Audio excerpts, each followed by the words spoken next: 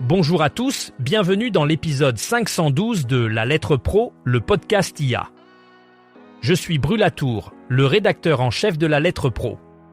Aujourd'hui, nous allons explorer les dernières actualités concernant le monde de la radio et du podcast. Voici les titres du jour. Le Royaume-Uni investit jusqu'à 6 millions de livres sterling dans l'avenir des médias locaux et de la radio. Une étude démontre que les auditeurs suivent les créateurs quel que soit le format de diffusion. L'écoute à la demande continue sa progression face à la radio linéaire. Maison FG enrichit son offre audio avec le lancement de 8 nouveaux podcasts. Sud Radio renforce son dispositif éditorial pour le Tour de France. Radio Nova domine les marques podcast certifiées par l'ACPM. Les auditeurs distinguent difficilement les voix d'intelligence artificielle des voix humaines en radio. Et enfin, Radio France réorganise sa FM dans la nuit du 21 au 22 juillet. Le gouvernement britannique a récemment lancé les candidatures pour le Local News Fund, doté d'un budget de 6 millions de livres sterling pour l'exercice 2026-2027. Ce fonds a pour objectif de soutenir l'innovation et la transition numérique des médias locaux, y compris les radios commerciales et associatives disposant d'une licence Ofcom. Le fonds est divisé en 2 volets, le Local News Outlet Funding, qui représente 75% du budget, et l'Infrastructure Funding, qui en représente 25%. Les projets doivent être lancés dès octobre 2026 et les dépenses engagées avant mars 2027. Le gouvernement espère ainsi renforcer la pérennité des médias locaux face aux défis contemporains tels que le recul de la presse imprimée et la montée des services d'information générés par intelligence artificielle. Les projets peuvent inclure des innovations en matière d'intelligence artificielle tant qu'elles ne remplacent pas le travail des journalistes. Les lettres d'attribution sont attendues pour la fin septembre 2026. Une récente étude a révélé que les auditeurs sont de plus en plus enclins à suivre leur créateur de contenu préféré, indépendamment du format de diffusion. Que ce soit à travers des podcasts, des vidéos ou des émissions de radio en direct, la fidélité des auditeurs semble se concentrer davantage sur la personnalité et le contenu que sur le médium lui-même. Cette tendance souligne l'importance croissante des créateurs et de leur capacité à engager leur audience. L'étude met en lumière l'impact des plateformes numériques qui permettent aux créateurs de toucher un public plus large et de diversifier leurs formats. Cela signifie que pour les créateurs, la flexibilité et l'adaptabilité à différents formats peuvent être des atouts majeurs pour maintenir et élargir leur audience. Les résultats de cette étude pourraient influencer les stratégies des producteurs et des diffuseurs qui cherchent à capitaliser sur l'engagement des auditeurs. L'écoute à la demande continue de progresser face à la radio linéaire, selon les dernières analyses. Les auditeurs semblent de plus en plus apprécier la flexibilité qu'offre l'écoute à la demande, leur permettant de choisir quand et comment ils consomment du contenu audio. Cette tendance est renforcée par la multiplication des plateformes de podcast et de streaming qui mettent à disposition une vaste bibliothèque de contenu accessible à tout moment. Les auditeurs ne sont plus limités par les horaires de diffusion des programmes radio traditionnels, ce qui leur permet de personnaliser leur expérience d'écoute selon leur emploi du temps et leurs préférences. Cette évolution pose des défis pour les stations de radio traditionnelles qui doivent s'adapter à ce nouveau paysage en intégrant des éléments d'écoute à la demande dans leur offre pour rester compétitives et attirer un public plus jeune et plus connecté. Les diffuseurs doivent donc repenser leur stratégie pour répondre à ces nouvelles attentes des auditeurs. Maison FG a récemment enrichi son offre audio avec le lancement de 8 nouvelles collections de podcasts en juillet.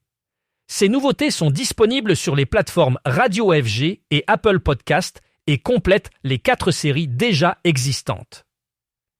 Ce développement intervient après que Radio FG ait enregistré un record de plus de 4 millions de streams en mai. La station revendique également plus de 60 radios digitales thématiques.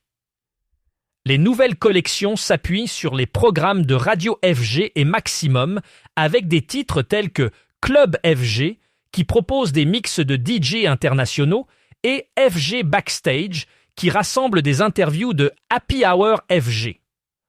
D'autres collections incluent FG French Touch, FG Happy Hour DJ, FG Nomade, FG Radar, FG Story et FG Underground. Avec cette expansion, Radio FG poursuit son ambition d'être la première plateforme électro-française offrant une vaste gamme de contenus audio digitaux. Sud Radio renforce son dispositif éditorial pour le Tour de France en mobilisant une équipe dédiée tout au long de l'événement.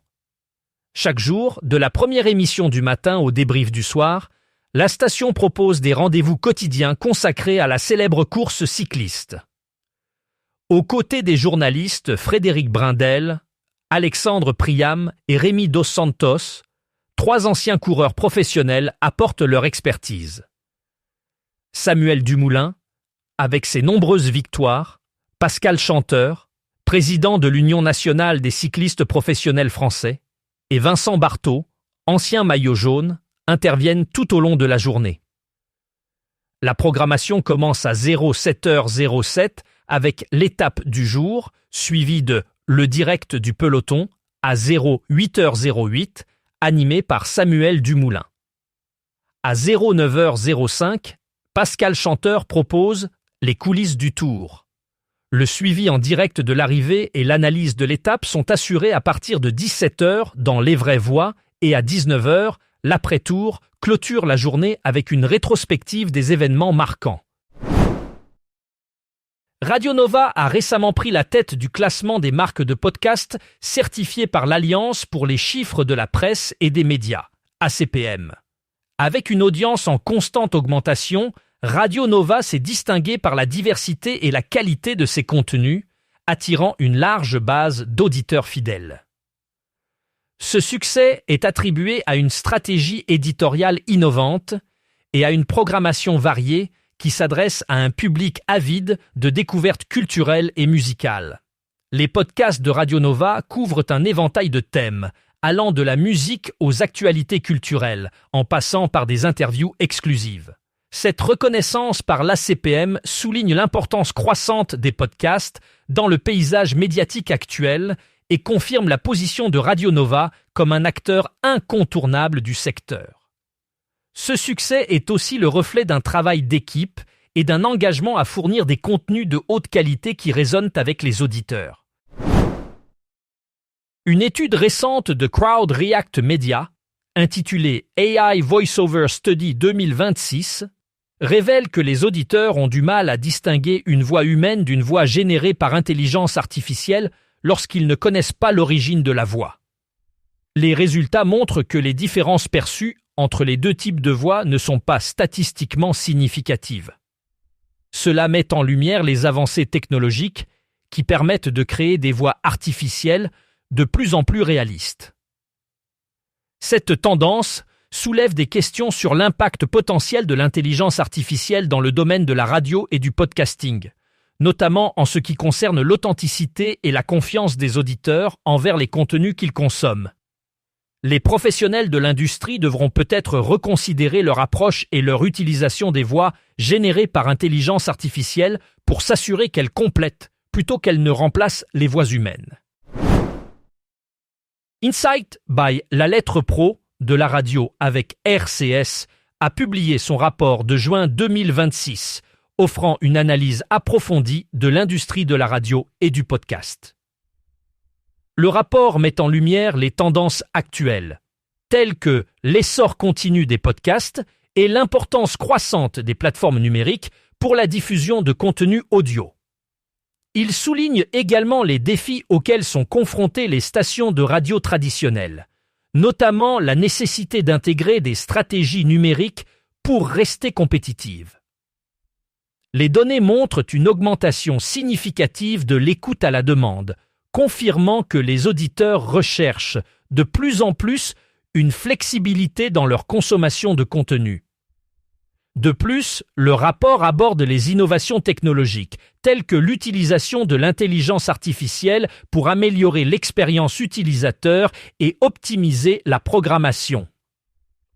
Enfin, il examine les opportunités de monétisation dans le secteur, mettant en avant l'importance d'une stratégie marketing bien définie pour maximiser les revenus. Dans la nuit du 21 au 22 juillet, Radio France procédera à une réorganisation de ses fréquences FM. Cette opération d'envergure vise à optimiser la couverture et la qualité d'écoute des stations du groupe. Les ajustements de fréquences concerneront plusieurs régions, permettant une meilleure réception et une expérience auditive améliorée pour les auditeurs. Ces changements s'inscrivent dans une stratégie plus large de modernisation des infrastructures radio de Radio France, visant à s'adapter aux évolutions technologiques et aux attentes des auditeurs du XXIe siècle. La réorganisation implique une coordination minutieuse entre les équipes techniques et les autorités de régulation pour assurer une transition fluide et sans interruption de service. Les auditeurs sont invités à vérifier leurs réglages et à s'informer des nouvelles fréquences via le site officiel de Radio France. Pour plus d'informations sur cette actualité et d'autres nouvelles du monde de la radio, rendez-vous sur lalettre.pro et abonnez-vous à notre newsletter quotidienne pour rester informé.